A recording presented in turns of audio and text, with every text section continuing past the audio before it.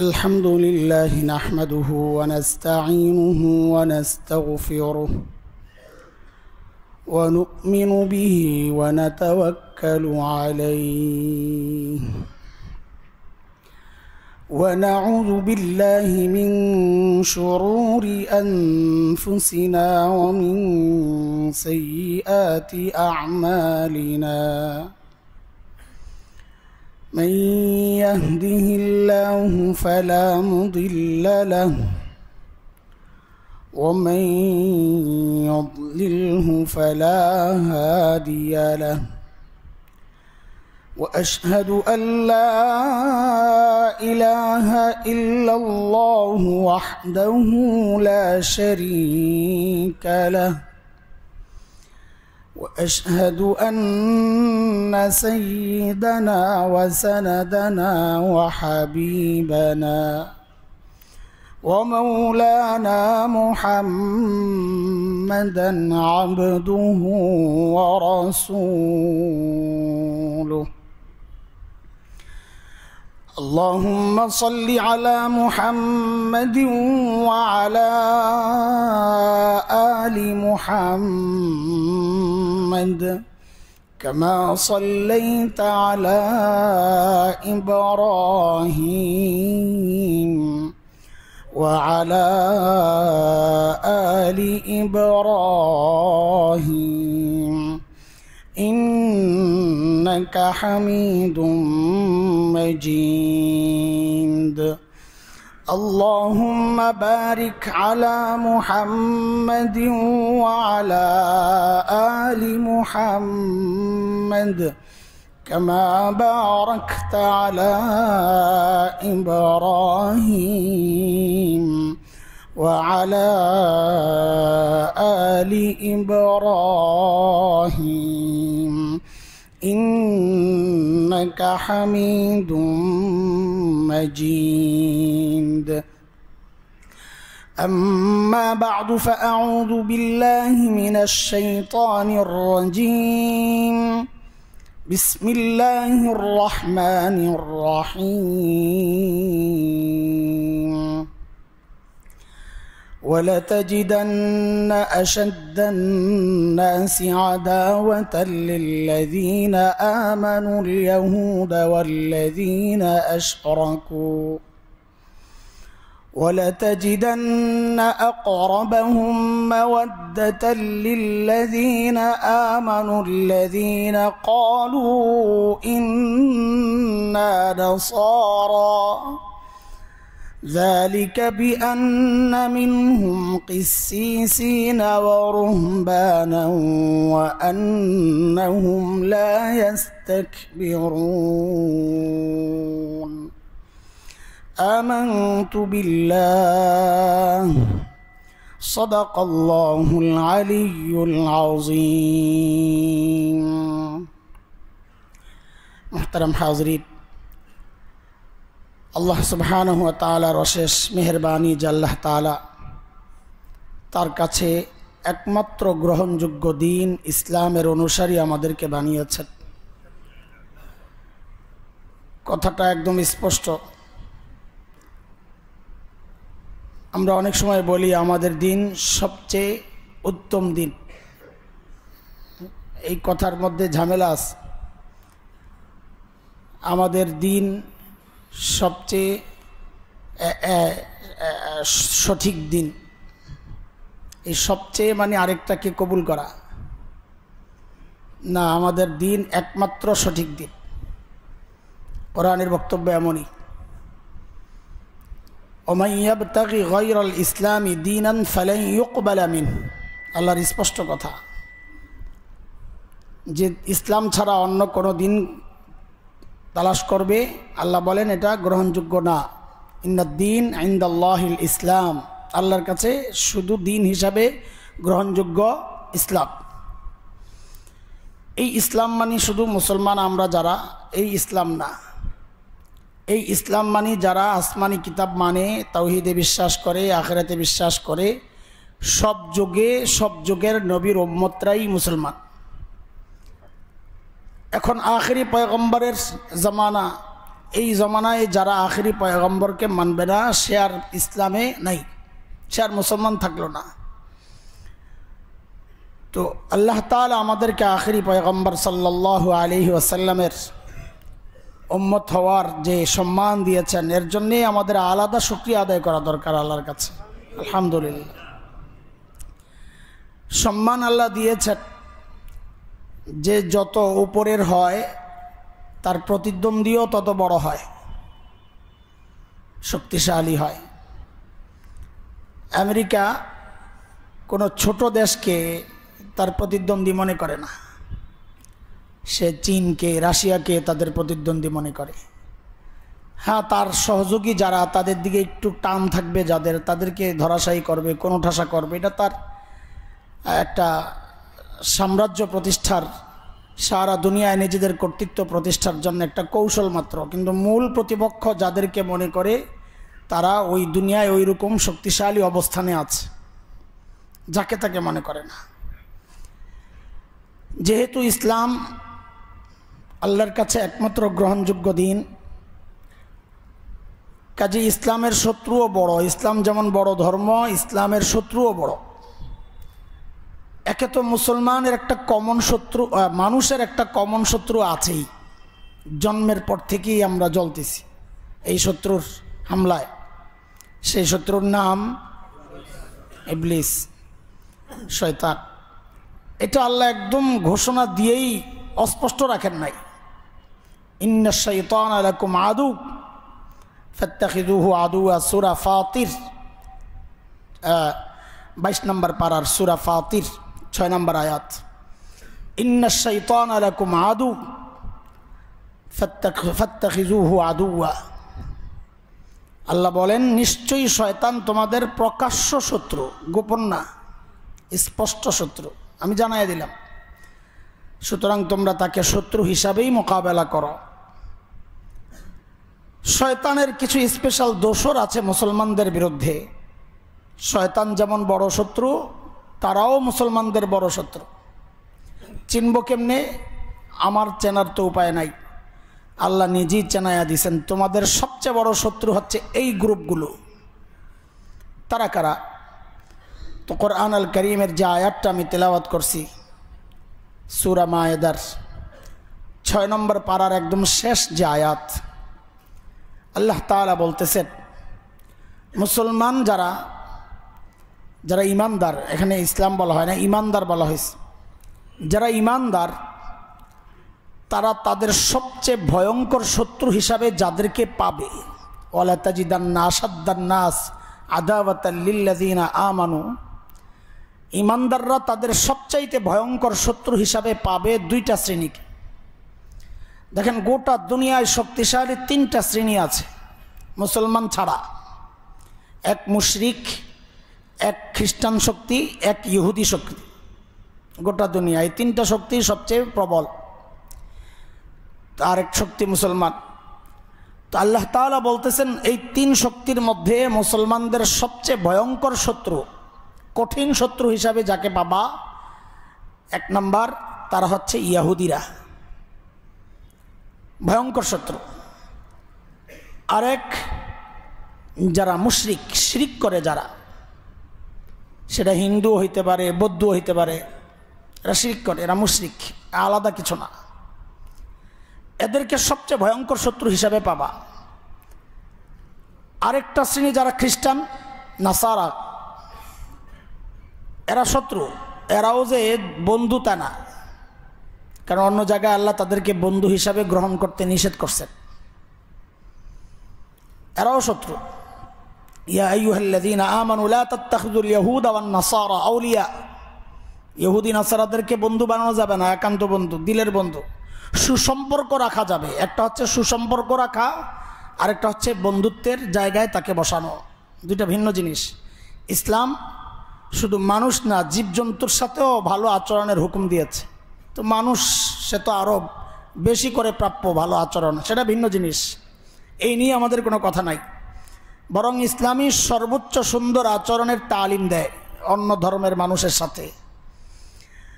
তো খ্রিস্টান যারা, তারাও শত্রু, কিন্তু সেটা ওই লেভেলের না যেই লেভেলের শত্রু ইহুদি এবং মুশরিকরা। আল্লাহ তো বলে দিয়েছেন, আল্লাহ বলে দিয়েছেন। এখন আমরা বুঝি না, আমাদের সামনে উদাহরণ ভুরি ভুরি উদাহরণ, তাও বুঝি না। আল্লাহ কোরআনে জানাইছেন তা তো বুঝি নাই, সামনে ভুরি ভুরি উদাহরণ তাও বুঝি না। দূরের শত্রু ইহুদিদের বিরুদ্ধে আমাদের কত হুঙ্কার গর্জন, ইহুদি পণ্য বর্জন, এই সেই দুনিয়ার কত প্ল্যান প্রোগ্রাম ঘোষণা। অস্বীকার করছি না, এটা ঠিক আছে, যা করছি ঠিক আছে, কিন্তু এটা হাফ হাফ, অর্ধেক হয়েছে অর্ধেক। বরং কাছের শত্রুর ব্যাপারে সতর্ক বেশি থাকার কথা, কারণ তার দ্বারা ইহুদি দ্বারা আক্রান্ত হয়েছে আমার মুসলিম ভাই, আর কাছের শত্রু দ্বারা আক্রান্ত হতে পারে আমি নিজে। তাহলে কোনটার বিষয়ে বেশি সতর্ক হওয়া উচিত? কাছের। আল্লাহ তাআলার নির্দেশও এমনই, যখন যুদ্ধের ব্যাপার আসে তো আল্লাহ কি বলেন? কাতিলুল লাযীনা ইয়ালুনাকুম মিনাল কুফফার, তোমার সাথে লাগোয়া কাফের যারা, তাদের সাথে কিতাল করতে হবে যদি তারা তোমার বিরুদ্ধে যায়। কাছের শত্রুর ব্যাপারে আল্লাহ সতর্ক করেছেন বারবার। সেই হিসাবে আমাদের কাছের শত্রু হচ্ছে মুশরিকরা। ইহুদিরা শত্রু, বড় শত্রু, মারাত্মক শত্রু, ভয়ঙ্কর শত্রু, সবচেয়ে কঠিন শত্রু। যত কথা বলেন ঠিক আছে, অস্বীকার করছি না, কিন্তু সবগুলো স্বভাব আমাদের কাছের শত্রুদের মধ্যেও আছে। ইহুদিরা যেমন মুসলমানদের মধ্যে গণহত্যা চালাইছে, এখন যে একটা নামকাওয়াস্তে মীমাংসা হয়েছে, যুদ্ধবিরতি, একটা রাষ্ট্রের অবকাঠামোগত সব কিছু ধ্বংস করে দিয়ে ওই জাতি এখন বেঁচে আছে মরার অপেক্ষায়, মরার জন্যই বেঁচে আছে। না হয় তাদের জীবন চলার জন্যে যত উপকরণ, যত ব্যবস্থা সব ধ্বংস, এমনকি পানি ওঠানোর যে সমস্ত জায়গাগুলো ছিল ওগুলো ইহুদিরা ধ্বংস করছে। একটা জাতিকে নিঃশেষ করার জন্যে যা যা করা দরকার, জেনোসাইড, সব তারা করেছে। কিন্তু ওই দিকে আমাদের দৃষ্টি থাকলেও আমাদের পাশ থেকে যে আরেকটা জেনোসাইডের পরিকল্পনা গভীর থেকে সাজানো হচ্ছে, সেটা কোন স্টেজে আছে? কোন স্টেজে আছে? জেনোসাইড ওয়াচের প্রতিষ্ঠাতা, বিশ্ববিখ্যাত ব্যক্তিত্ব এখন, তার এক রিপোর্টের কারণে, গ্রেগরি স্ট্যান্ট নাম, তার রিপোর্ট কি? তার রিপোর্ট হচ্ছে 10 স্টেজেস অফ জেনোসাইড। জেনোসাইডের 10টা স্টেজ, কি কি করে তারা। তিনি সেখানে তার গবেষণায় দেখিয়েছেন আসাম আর কাশ্মীরে যা হচ্ছে, এটা হচ্ছে জেনোসাইডের, গণহত্যার জন্য যে 10টা প্রক্রিয়া একটা একটা করে আগায়, তার 8ম জায়গায় আছে। 8ম জায়গায় আছে ভারতে আসাম এবং কাশ্মীরের অবস্থা দেখে তিনি লিখেছেন। তার মানে আর স্টেপ মাত্র 2টা আছে, কোথাও হয়তো চূড়ান্ত স্টেজে চলেও গেছে। এটা তো স্পষ্ট, পত্রিকায় সার্চ দিলে পাওয়া যাবে, বের হবে। গত 2021-এর 17, 18, 19 3 দিন ব্যাপী ঝাড়খণ্ডের এক জায়গা হরিদ্বার, ওখানে সমস্ত হিন্দু পণ্ডিতদের একটা ধর্ম সভা হয়েছে, পরামর্শ সভা আর কি, মশওয়ারা আমাদের পরিভাষা। সেখানে হিন্দুদের সমস্ত উগ্র নেতৃত্ব যারা ছিল সব আসছে, তাদের বক্তব্যগুলো আছে। এগুলো কোনো আজগুবি কথা না যে হাওয়া থেকে ভাইসা কথাগুলো বলছি, সবগুলোর নোট আছে, আমার কাছেই আছে। সেখানে প্রত্যেকের বক্তব্য ছিল এটা, যা হিন্দু যুবকদের প্রস্তুতি গ্রহণ করা দরকার। শুধু তরবারি না, আরও শক্তিশালী কিছু যদি লাগে সেগুলোর ব্যবস্থা করা দরকার। একজন তো বলেছে, তোমার মোবাইলের জন্য যদি 5,000 টাকা বরাদ্দ থাকে, তো মুসলমান নিধনের জন্য 1 লক্ষ টাকা বরাদ্দ করা দরকার। একজনের বক্তব্য নোট করলাম, আপনাদেরকে কোট করলাম। এইরকম প্রস্তুতি চলছে। অখণ্ড ভারতের যে খসড়া প্রস্তাব হয়েছে ওদের সংবিধানের, এটা আপনারা জানেন, এটাও তো একদম অনেক আলোচনাই হয়েছে। এই অখণ্ড ভারতের নতুন সংবিধানের যে খসড়া প্রস্তাব হয়েছে তার যে প্রচ্ছদ, সেই প্রচ্ছদে যে মানচিত্রের ছবিটা দেওয়া হয়েছে, সেখানে পশ্চিমে আফগানিস্তান, পাকিস্তান, পূর্বে বাংলাদেশ, মায়ানমার, দক্ষিণে শ্রীলঙ্কা, এই রাষ্ট্রগুলোকে আলাদাভাবে দেখানো হয় নাই, বরং পুরাটার মধ্যে একটা গৈরিক পতাকা, গেরুয়া কালারের একটা পতাকা পুরাটার মধ্যে দেওয়া হয়েছে। মানে অখণ্ড ভারতের পতাকা এমনটাই হবে কিনা এটা ওরা জানে, আমরা জানি না। কিন্তু গোটা অঞ্চলটাকে এক মানচিত্রের মধ্যে দেখানো হয়েছে এই খসড়া প্রস্তাবের নতুন সংবিধানের। ঘুমান ভালো করে বসে বসে, ওদের টার্গেটে ওরা আগাচ্ছে ধীরে ধীরে। বাংলাদেশ তাদের পরিকল্পনার অন্যতম অংশ। শুধু বাংলাদেশ না, বাংলাদেশ পার হয়েও তাদের পরিকল্পনার বিস্তৃত। বাংলাদেশেও একটা সরকার ছিল যাদের মাধ্যমে ওরা এই কাজকে অনেক দূর আগায় নিছে। আমাদের বলতে দ্বিধা নাই, আমাদের কাছে হাজারো প্রমাণ আছে। কিন্তু তার মানে এটা না যাদের মাধ্যমে কাজ চলেছিল তারা চলে গেছে, কাজ বন্ধ হয়ে গেছে, না। তাদের দোসররা এদেশে এখনো আছে। হিন্দুত্ববাদ, উগ্র হিন্দুত্ববাদ। দেখেন, আমরা ভিন্ন ধর্মের কাউকে কটাক্ষ করে কিছু বলছি না, বরং এদেশের হিন্দুরা, শুধু হিন্দু না, এদেশে যত ধর্মের মানুষ বাস করে, যে মূল ধর্মগুলো বৌদ্ধ, হিন্দু, বৌদ্ধ, খ্রিস্টান, ওই পাহাড়ি অঞ্চলে আছে মগ, মোরাং, গারো, চাকমা, কুকি, সাঁওতাল, টিপরা, আরও যত আছে, এই সবগুলোর সমস্ত ধর্মের মানুষ, তাদের একটা পরিচয়, তারা বাংলাদেশি। সেই সূত্রে তারা আমার ভাই, সূত্রে ভাই বাংলাদেশি। মদিনা সনদের সবচেয়ে প্রথম যেই ধারাটা ছিল সেটা হচ্ছে প্রত্যেক ধর্মের মানুষ ধর্মীয় স্বাধীনতা ভোগ করবে। ওই সময় মদিনায় যে সমস্ত ধর্মের মানুষরা ছিলেন, ইহুদি, খ্রিস্টান ছিল না, মুশরিকরা ছিল, আওস খাজরাজ। ইহুদিদের তিনটা জাতি ছিল, বনু নাজির, বনু কাইনকা, বনু কোরাইজা। সবাই ওই মদিনা সনদে স্বাক্ষর করেছিল। তার প্রথমটাই ছিল ধর্মীয় স্বাধীনতা। যার যার ধর্ম সে স্বাধীনভাবে পালন করবে, অন্য কাউকে সে আঘাত করবে না। এই মদিনা সনদের ধর্মীয় স্বাধীনতারে এদেশের মানুষ বিকৃত করে ধর্মীয় স্বাধীনতারে বানাইছে কি সব ধর্ম ঠিক আছে। ধর্মীয় স্বাধীনতা আর ধর্ম নিরপেক্ষতা এক জিনিস না, এটা মাথায় রাখা। মদিনা সনদে আছে ধর্ম নিরপেক্ষতা, নাউযুবিল্লাহ মিন যালিক। ধর্ম নিরপেক্ষতা এটা একটা কুফরি মতবাদ। ধর্ম নিরপেক্ষতা এটা ইসলামের বক্তব্য না, এটা কুফরি মতবাদ। ধর্ম নিরপেক্ষ হয় না, ধর্ম একটাই। হ্যাঁ, ধর্মীয় স্বাধীনতা আছে। ভাই, তুমি ইসলাম মানো না, তুমি যেটা মানো মানো,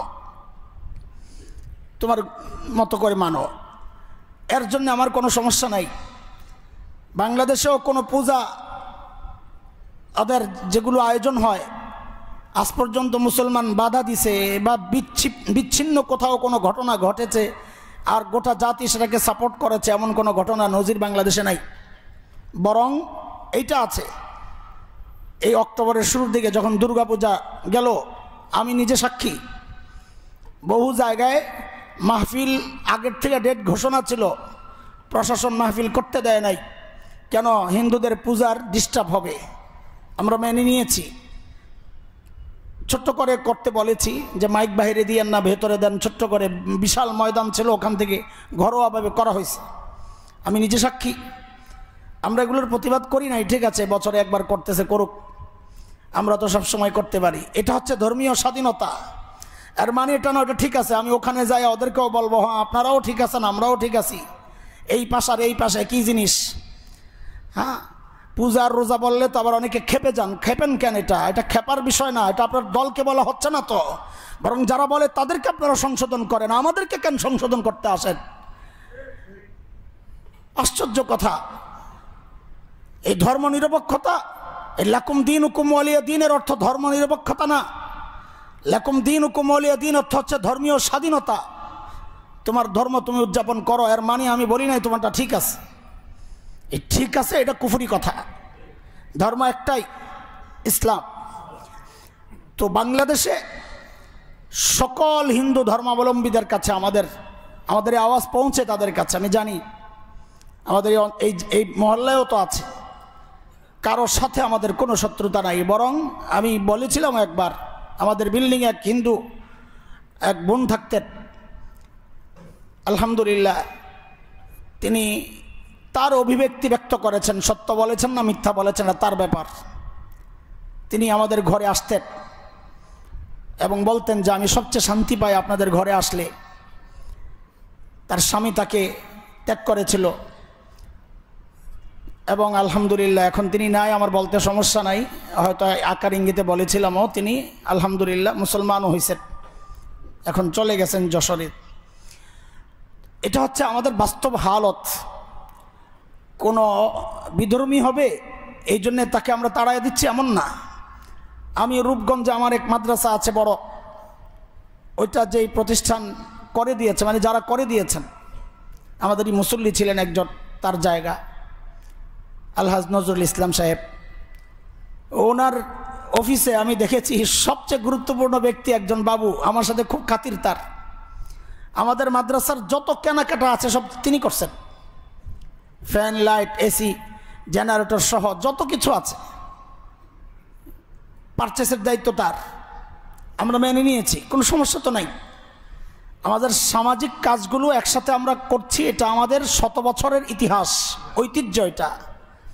আমি বারবার আমার গ্রামের কথা বলেছি, আপনাদেরকে শোনাইছি যে 3 দিকেই হিন্দু বাড়ি ছিল এবং ওই হিন্দু কাকাদের সাথে আমাদের গভীর সম্পর্ক ছিল। তারা আমাদের ওয়াজ মাহফিলে আসতেন, আমাদের নানার বাড়িতে আমরা লেনদেন করতাম তাদের মাধ্যমে, কাকাদের মাধ্যমে। নানার বাড়ির কাছে এক বড় বাজার আছে, ওই বাজার থেকে তারা ব্যবসা করতো কাপড়ের। তারা যখন যেত নানার বাড়ি থেকে নানু যা দেওয়ার ওই তাদের মাধ্যমে পাঠাইয়া দিতেন, আর আমরা ওই দিক থেকে কিছু দেওয়ার থাকলে তাদের মাধ্যমে পাঠাইয়া দিতাম। এই ছিল আমাদের সম্পর্ক এবং আছে, এটা এই সম্পর্ক আছে এখনো। আমাদের কথা কাদের বিরুদ্ধে? আমাদের কথা হচ্ছে যারা উগ্র হিন্দুত্ববাদ লালন করে। এবং বর্তমান বাংলাদেশের এক বড় ভয়ঙ্কর সমস্যা দাঁড়িয়েছে যেই সংগঠন ইসকন, যেটা সংক্ষেপ টোটালটাই হচ্ছে international society for Krishna consciousness. তো কৃষ্ণার আদর্শ বাস্তবায়ন করবে, তারা করবে, এটা তাদের বিষয়। কিন্তু তারা যে উগ্রতা, যে তাদের উগ্র আচরণ আমাদেরকে দেখিয়ে যাচ্ছে বারবার, এর জন্য আমরা আতঙ্কিত, আমরা সন্ত্রস্ত, আমরা ভীত। আপনাদেরকে সতর্ক করা আমাদের জন্য এখন জরুরি হয়ে পড়ছে, কারণ হামলার মূল টার্গেট তো আমার মতো মৌলবীরা। আপনারা জেনেছেন গত সপ্তাহে হয়তো টঙ্গী টিএনটি মসজিদের খতিব সাহেব, আমাদের বড় ভাই, হঠাৎ কিডন্যাপ হয়ে গেলেন। নাই, তাকে পাওয়া গেল কোথায়? পঞ্চগড়ে, শেকল বাঁধা, এক গাছের সাথে শেকলে বাঁধা। তিনি তার স্টেটমেন্ট দিয়েছেন, তাকে উলঙ্গ করে পেটানো হয়েছে, বোতলে পানি ভরে এই হাঁটু হাত এগুলোর মধ্যে জোড়ায় জোড়ায় তাকে আঘাত করা হয়েছে। আর বলা হয়েছে আর কখনো ইসকনের বিরুদ্ধে বলবি, আর কখনো হিন্দুত্ববাদের বিরুদ্ধে বলবি, হ্যাঁ এখন থেকে অখণ্ড ভারতের কথা বলবি। তার থেকে এই স্বীকারোক্তি নেওয়ার চেষ্টা হয়েছে, এখন থেকে অখণ্ড ভারতের কথা বলবি, এখন থেকে হিন্দু মুসলিম প্রেমের গল্পের যে বিষয় আছে এগুলো বলবি, যেগুলো হোক, আমাদের সুন্দর সম্পর্ক থাকুক। এগুলো কি জানেন? এগুলো সব হচ্ছে তাদের ওই যে অখণ্ড ভারত, গোটা এই অঞ্চলকে হিন্দু রাজ্য বানানোর যে গভীর নীল নকশা, সব কিছুর অংশ এগুলো ধাপ আছে। ওই যে বলেছি 10টা স্টেজ, এগুলো প্রাথমিক স্টেজ না, আরও অনেক স্টেজ গেছে অতীতে। গত টার্মে আমরা দেখেছি স্টেজগুলো কি কি, আমাদের কাছে সব স্পষ্ট। আমরা সব কিছু বলছি না, আপনাদেরকে বলছি না, অনেকে আমাকে ভুল ব্যাখ্যা দিবে, হ্যাঁ ভুল ব্যাখ্যা দেবে, কারণ যাদের কাছে দায়িত্ব ছিল, ক্ষমতা ছিল, তারাও আমাদের প্রতিপক্ষ হয়ে গেছে। তারা আমাদের ভাই হারুন ইজহার হাফিজাহুল্লাহ বারাআহ চট্টগ্রামের, তাকে যখন রিমান্ডে নেয়, তখন আমি নাম বলছি না, বর্তমান বাংলাদেশের এক পত্রিকা, ওই পত্রিকার সম্পাদক তিনিও ছিলেন ওখানে উপস্থিত। আমরা মনে করছি তাকে রয়্যাল এজেন্ট। যে সমস্ত প্রশ্ন তাকে করা হয়েছে, এই প্রশ্নগুলোই বলে দেয় তারা কার পক্ষে কাজ করছে। সব চুপচাপ, যেন কিছুই হচ্ছে না। গাজীপুরে এক ছোট্ট মেয়েকে, 13 বছরের মুসলিম মেয়ে, তাকে এক হিন্দু ছেলে ধর্ষণ করলো, গণধর্ষণ করলো। মেয়েটা মৃত্যুর মুখে, অথচ পুলিশ রিপোর্ট দেয় এটা প্রেমের সম্পর্ক ছিল।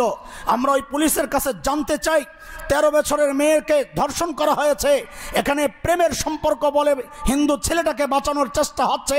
ওই জায়গায় যদি একজন ইমানদার থাকতো, একজন মাদ্রাসার ছাত্র যদি হইতো, একজন আলিম যদি হইতো, আর মেয়েটা যদি হিন্দু মেয়ে হইতো, তো আজকে উপায়টা কি হতো? সেখানে আর প্রেমের সম্পর্কের ব্যাপার আসতো না, সেখানে ধর্ষণের ব্যাপার ঠিকই আসতো। আর একজন আলেম যখন তার স্ত্রীকে নিয়ে যায়, কাবিননামা দেখাইতে পারে নাই বইলা ধর্ষণের মামলা হয়েছে। একজন আলেমের ব্যাপারে যদি এই সিদ্ধান্ত হয়, এখনো কেন ওই সমস্ত নরঘাতকদেরকে গ্রেফতার করে দৃষ্টান্তমূলক শাস্তি দেওয়া হচ্ছে না? আমরা জানতে চাই, আওয়াজ উঠাইতে হবে। এটা শুধু আমার ইসলাম আর হিন্দুর ব্যাপার না, এটা বাংলাদেশের অস্তিত্বের প্রশ্ন, আমার স্বাধীনতা সার্বভৌমত্বের প্রশ্ন। রাখো, প্রক্রিয়াটা কি আমি আপনাদেরকে একটু শোনাই। এই বাংলাদেশে কোন আমাদের কাছে অনেক কেস আছে, আপনাদেরকে কি বলবো। আমার কাছে 150 কেসের নোট আছে, আমার কাছে পত্রিকার রিপোর্ট। কেউ দেখতে চাইলে আমি দেখাইতে পারব। 150 কেস, যেখানে এই হিন্দু ছেলেরা আমার বোনকে নানান প্রক্রিয়াগুলো আমি ভাগ করেছি, দেখেছি। বিভিন্ন ওয়ার যুদ্ধ তারা করে যাচ্ছে। এক হচ্ছে সাইকোলজিক্যাল ওয়ার, তাকে নানান মধু কথায়, সুন্দর সুন্দর কথায় তাকে ঘায়েল করবে, এটা একটা সিস্টেম। আরেকটা হচ্ছে স্লিপিং পিল ওয়ার, ঘুমের ট্যাবলেট খাওয়ায়া তাকে ধর্ষণ করবে, ওই ভিডিও ধারণ করে পরবর্তীতে তাকে ব্ল্যাকমেল করবে। ফলাফল কি আমি শেষে আসতেছি, এরপরে কি করে, এটা হচ্ছে 2 নাম্বার। 3 নাম্বার হচ্ছে ব্ল্যাক ম্যাজিক ওয়ার। এমন কেসও আমাদের হাতে আসছে, জাদু করা হয়েছে, জাদু করে তাকে পাগল করে বের করা হয়েছে। 4 নাম্বার হচ্ছে মুসলিম হওয়ার ওয়াদা দিস, যে আমি মুসলিম হয়ে যাব, আমি মুসলিম হতে চাই, এইভাবে সম্পর্কে জড়ায়া তাকে ফাঁসানো হয়েছে। 5 নম্বর হচ্ছে মুসলিম হইছে হইয়া কাছে পেতে চাইছে। আপনাদের মনে থাকার কথা, কিছুদিন আগে যেই ছেলেটা কোরআন অবমাননা করলো, হিন্দু ছেলেটা, এই ছেলে এক মেয়ের প্রেমে সে মুসলিম হয়েছে, সবাই দেখতেছে এটা যে সে মুসলিম হয়েছে, এরপরে মেয়েটা বেইমানি করলো। এমন লেখা আসছে তার এক টিচারের পক্ষ থেকে, সে এখন বিদেশ আছে, যে সবাই খালি ওর কোরআন অবমাননা দেখলেন, ওর যে মাথা নষ্ট হয়ে গেছে এটা দেখলেন না। কেন মাথা নষ্ট হয়েছে? মেয়েটা প্রেমের আশ্বাস দিয়ে তাকে মুসলমান বানায়া ধোকা দিস।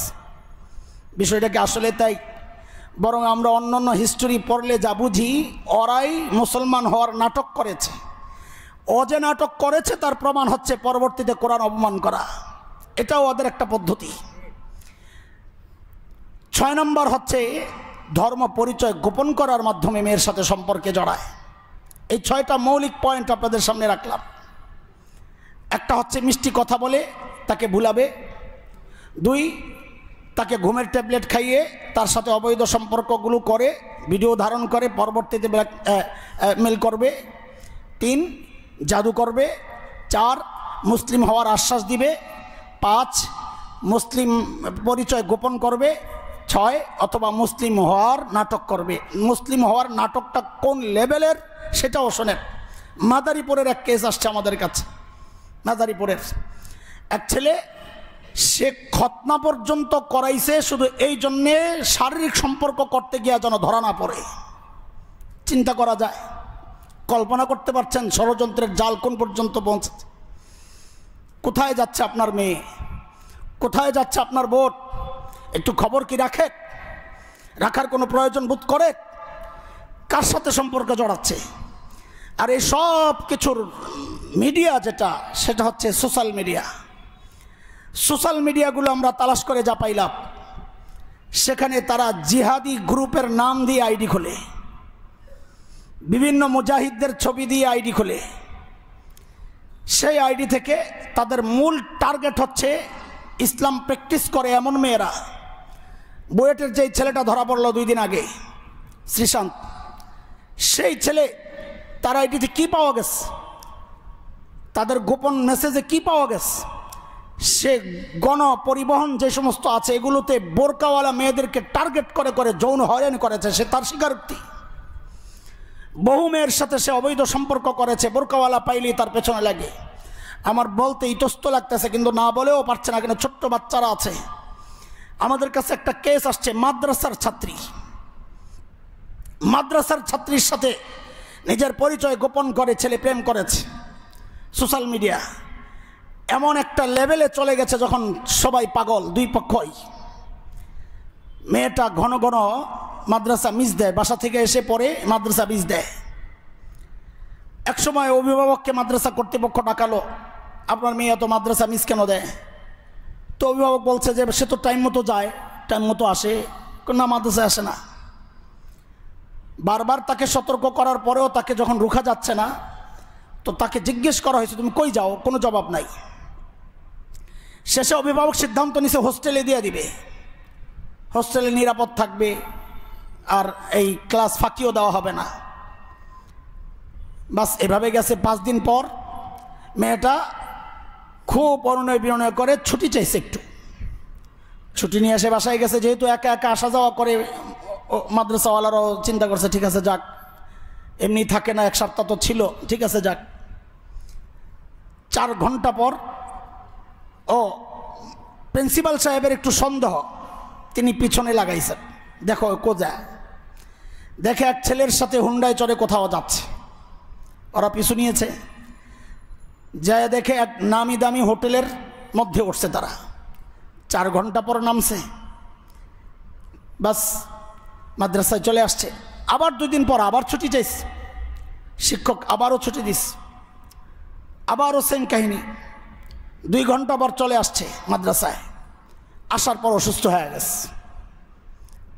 অসুস্থ তো এমন অসুস্থ, একদম বিছানায়, প্রচণ্ড জ্বর শরীরে। তো সাথের এক বান্ধবী মাথায় পানি ঢালছে, শরীরে একটু তেল টেল লাগাচ্ছে, এর মধ্যেই পেছনে দেখে মানুষের নখের দাগ, পিঠের মধ্যে নখের দাগ, বিভিন্ন জায়গায় কামড়ের দাগ। সে দেখে ভয় পেয়ে গেছে। আপা ম্যাডামকে ডাকছে, ম্যাডাম দেখেন কি অবস্থা। ম্যাডাম প্রিন্সিপালকে জানাইছে, অভিভাবককে ডাকা হয়েছে।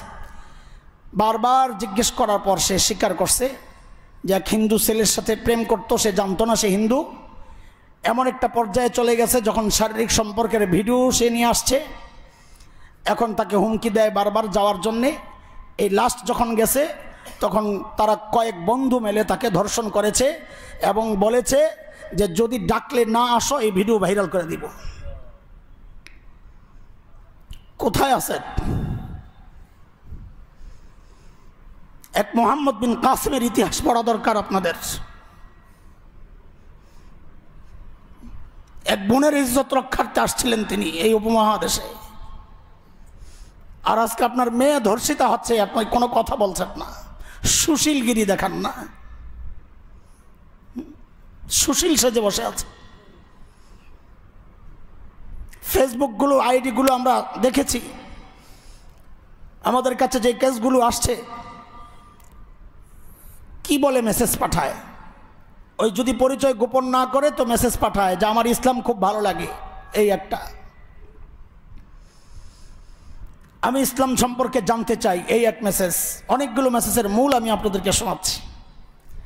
আমি ইসলাম সম্পর্কে জানতে চাই, আমি ইসলাম ধর্ম গ্রহণ করতে চাই।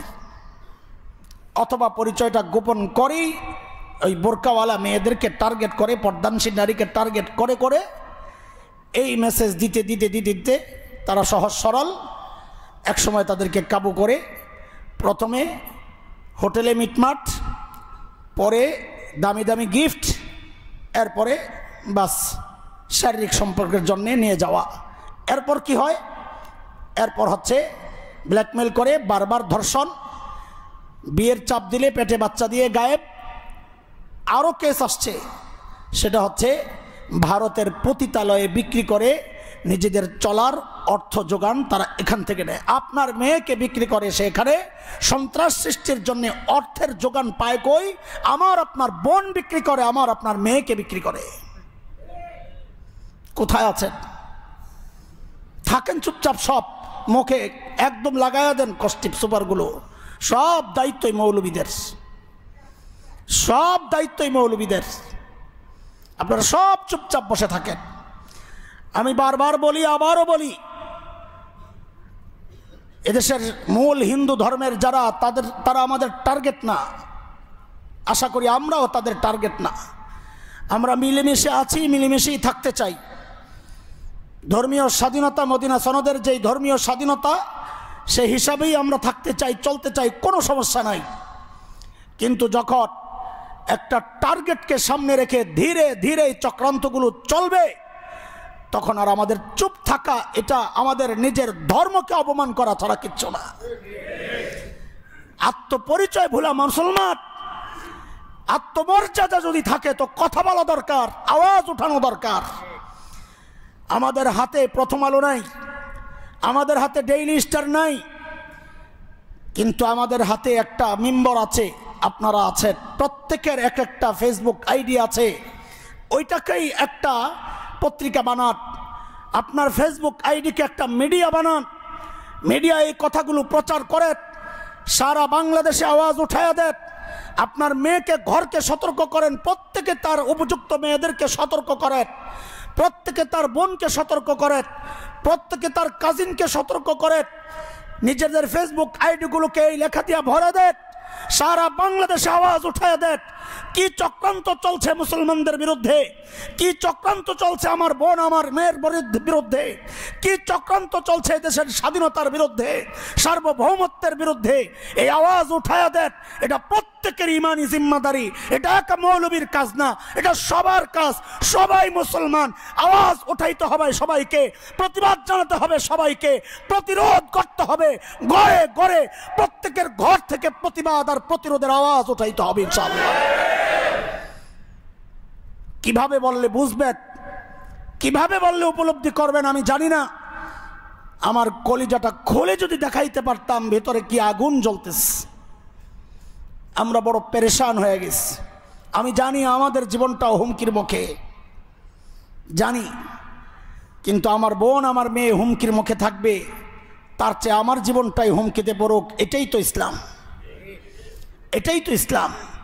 আমি নিরাপদ থাকবো, আমার বোন অনিরাপদ হয়ে যাবে, এটা ইসলাম না।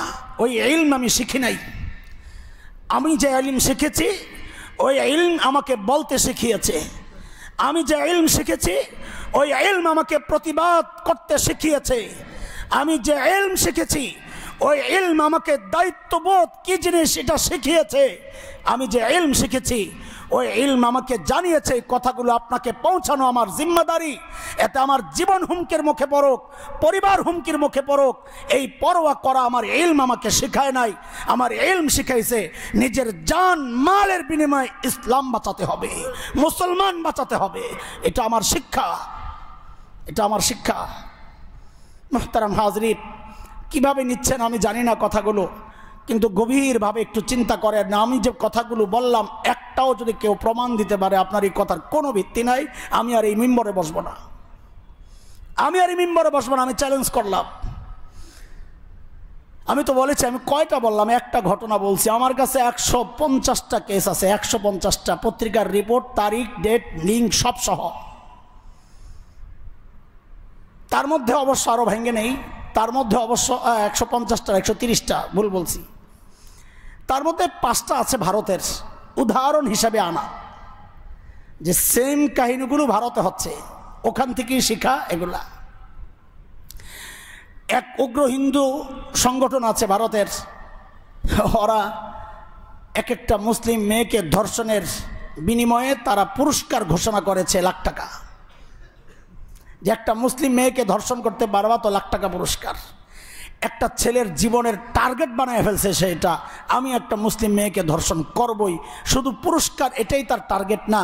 এটা সে মনে করে তার পাপের প্রায়শ্চিত্ত করছে, কারণ এই সবাই হিন্দু ছিল, এখন কেন মুসলমান হয়েছে এটা প্রতিকারের একটাই ব্যবস্থা, তাকে নষ্ট করো, সে আবার হিন্দুতে তাকে ফেরত আনো, এটাই তাদের মিশন ভীষণ। একটা কথা আওয়াজ আসে, এটাও সুকৌশলে ওঠানো হয়েছে, লাভ জিহাদ, যে তোমরা মুসলমান শুরু করেছো লাভ জিহাদ, এই জন্য আমরাও শুরু করেছি কি ভাগোয়া লাভ ট্রেপ, ওদেরটার নাম ভাগোয়া লাভ ট্রেপ, মানে গেরুয়া ভালোবাসা কৌশল।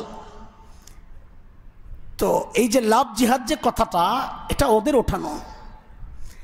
ইসলামে লাভ জিহাদের কোনো অপশন নাই, ইসলামে লাভ জিহাদের কোনো অপশন নাই, বরং এর বিরুদ্ধে আছে। এক ব্যক্তি হিজরত করে মদিনায় গেছে, কেন? এক মহিলার সাথে তার সম্পর্ক ছিল, মহিলা মুসলমান হয়ে মদিনায় চলে গেছে, সে মহিলাকে বিয়ে করতে চাচ্ছে বারবার। তো ওই ব্যক্তি বলেছে, প্রস্তাব দিছে, মহিলা বলেছে তুমি যদি হিজরত করে মদিনায় চলে আসো তাইলে বিয়ে করব। ওই ব্যক্তি চলে আসছে হিজরত করে, নবী আলাইহিস সালাম বলে দিলেন এই হিজরতের দাম নাই। হাদিস বুখারীর প্রথম যে হাদিসটা, ইন্নামাল আমালু বিন্নিয়াত, আমলের সওয়াব এটা ধার্য হবে নিয়তের উপর। তুমি যে হিজরতের আমল করছো, তোমার নিয়ত ছিল ভালোবাসা, প্রেম, সওয়াব পাইবা না। তো লাভ জিহাদের বিরুদ্ধে ইসলাম বুখারীর প্রথম হাদিস স্পষ্ট বলেছেন নবী আলাইহিস সালাম, ফামান কানাত হিজরাতুহু ইলা দুনিয়া আও ইমরাআতিন ইয়ানকিহুহা, ফামান কানাত হিজরাতুহু ইলা দুনিয়া ইউসিবুহা আও ইমরাআতিন ইয়ানকিহুহা ফাহিজরাতুহু ইলা মা হাজারা ইলাইহি। যে দুনিয়া কামানোর উদ্দেশ্যে হিজরত করে সে দুনিয়া পাবে, তাহলে তার হিজরত দুনিয়ার জন্যই হয়েছে, এটা ইসলামের হিজরত না, সওয়াব পাবে না। কোনো নারীকে বিয়ে করবে এই জন্য যদি কেউ হিজরত করে, তাহলে তার এই হিজরতের কোনো সওয়াব সে পাবে না, কারণ হিজরত একটা নেক আমল, নেক আমলের সওয়াব পাইতে হলে নিয়ত পরিশুদ্ধ হইতে হয়। এখানে নিয়তের মধ্যে গড়বড় আছে, এই আমলের কোনো দাম নাই। নবী বলেন ইন্নামাল আমালু বিন্নিয়াত, হাদিস তো সবার জানা। তো লাভ জিহাদের অপশন ইসলামে তো নাই, বরং উল্টাটা আছে। কেউ যদি এই উদ্দেশ্যে ইসলাম গ্রহণ করে যে আমি আমার প্রেমিকা পাবো, প্রেয়সীকে পাবো, তো আল্লাহর নবীর কথা এটার কোনো মূল্য নাই। ইসলামের বক্তব্য লাভ জিহাদের বিরুদ্ধে, পক্ষে না, অথচ এইটাকে মুসলমানদের একটা মিশন হিসাবে ওরা সমাজের সামনে ওঠায়া উগ্র হিন্দুদেরকে উস্কে দিয়েছে। আমাদের কাছে সেইটাও নোট আছে যে সর্বপ্রথম এই লাভ জিহাদের আওয়াজ কোত্থেকে উঠছে, কোত্থেকে উঠছে, কে উঠাইছে, কবে উঠাইছে, সব আছে হিস্টোরি এগুলো। কাজে আমি এই কথাটা এই জন্যে বলছি, মনে মনে আবার কিছু সুশীল জাগবে যে হুজুর আমগো দোষ আছে, আমাদের মুসলমানদেরও দোষ আছে। কি দোষ? কই যে ভারতে লাভ জিহাদ শুরু হয়েছে, যে এই লাভকে জিহাদ নাম দিস, যে একজনকে ভালোবাসার ফাঁদে ফেলে তাকে নষ্ট করা অথবা তাকে মুসলমান বানানো, এটা ভারতে চলতেছে। কাজে ওইটার প্রতিরোধে তারা একটা করছে ট্রেপ, লাভ ট্রেপ, হ্যাঁ, ভাগোয়া লাভ ট্রেপ নাম দিস। তো এটা একটার পরিবর্তে আরেকটা, এইটা যেন মানে না করেন সেই জন্যে বলছে এই লাভ জিহাদ ইস্যু এটা ওদেরই তৈরি করা। ইসলামে লাভ জিহাদ বলতে কিচ্ছু নাই, কোনো অপশনই নাই, বরং উল্টাটা আছে, যারা বুখারীর প্রথম হাদিস থেকে আপনাদেরকে শোনালাম।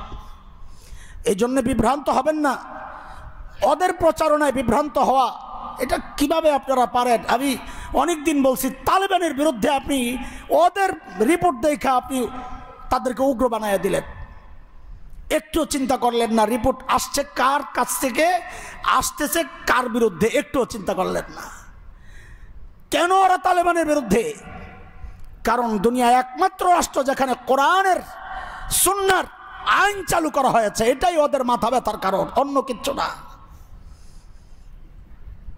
এখন এটা আপনারও মাথা ব্যথার কারণ হয়ে গেছে। কেন? মিডিয়া, ওরা যা বলে তাই আপনি গিলতেছেন, শুধু গিলতেছেন না, আপনি আরেকটু বাড়াইতেছেন। আল্লাহ তাআলা এই জাতিকে হেফাজত করেন, আল্লাহ তাআলা এই দেশের স্বাধীনতা সার্বভৌমত্বকে কিয়ামত পর্যন্ত কবুল করেন।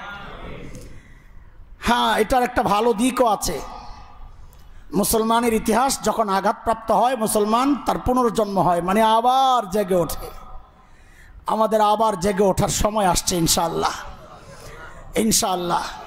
এই জন্যে বলি, এই যে বলেন যে হুজুর খালি জিহাদের কথা কন, উত্তেজিত করেন বাচ্চাদেরকে, কেন বলি দেখেন, কেন আপনি শিকার হবেন, তখন কি করবেন? তাদের সমস্ত প্রস্তুতি পুরোপুরি চলছে। আমি আপনি ওদের প্রোপাগান্ডায় মাথায় ঝুঁকাইয়া দিছি, যেই সমস্ত হুজুর জিহাদের কথা বলে ওরা উগ্র, ওরা মৌলবাদী, ওরা জঙ্গি, ওদেরকে ধরতে হবে। অথচ আপনি একটু চিন্তা করলেন না, আমি যেই প্রতিপক্ষের ব্যাপারে আমার এই ভাইরা আমাকে সতর্ক করছে, ওই প্রতিপক্ষ কিন্তু যখন হামলে করবে তখন কিন্তু আর হুজুর আর আমি আলাদা করবে না, আমাকে দেখবে আমি মুসলমান কিনা, ওই হিসাবেই আমাকে ধরবে। ওরা ভাগ করবে না, আমি ভাগ করতেছি। আমি মৌলবাদী আর উদারপন্থী ভাগ করতেছি, ওরা ভাগ করবে না। কাজী প্রস্তুত আগের থেকেই হওয়া দরকার, সতর্ক আগের থেকেই হওয়া দরকার। অন্তত যারা সতর্ক হওয়ার প্রস্তুতি নিচ্ছে, অন্তত তাদের বিরোধিতা না করা উচিত, তাদের পক্ষে থাকা উচিত, আওয়াজ ওঠানো উচিত। এটা দেশের স্বাধীনতার জন্যেও, আমার ইমানের জন্যেও, আমার পরিবারের ইজ্জত আবরু সম্ভ্রম রক্ষা করার জন্য হলেও করা দরকার। আল্লাহ আমাদেরকে সহি বুঝ দান করেন, আমিন। ওয়া আখিরু দাওয়ানা আলহামদুলিল্লাহি রাব্বিল আলামিন।